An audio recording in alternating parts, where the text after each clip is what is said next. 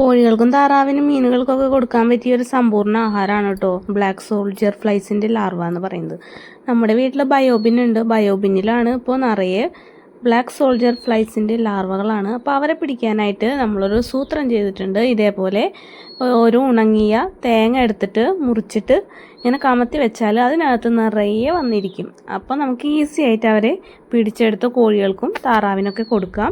അല്ലെങ്കിൽ നമ്മൾ തണ്ണിമത്തൻ്റെ തൊലി നമ്മൾ ഉള്ളിലത്തെ ഭാഗം കഴിച്ചിട്ട് ബാക്കിയുള്ളത് കമത്തി വെച്ചാൽ അതിലും ഇങ്ങനെ നിറയെ വന്നിരിക്കും. അപ്പം നമുക്ക് വേഗം തന്നെ പിടിച്ച് കൊടുക്കാൻ പറ്റും. കോഴികൾക്കും താറാവിനൊക്കെ വലിയ ഇഷ്ടമാണ്. വേഗത്തിൽ മുട്ടയിടാനും നല്ല വലിപ്പം വയ്ക്കാനും എല്ലാത്തിനും വളരെയധികം സഹായകമാണ് ഈ BSF എന്ന് പറയുന്നത്. അപ്പോൾ എല്ലാവരും കോഴികൾക്കൊക്കെ ഇതേപോലെ കൊടുക്കുക.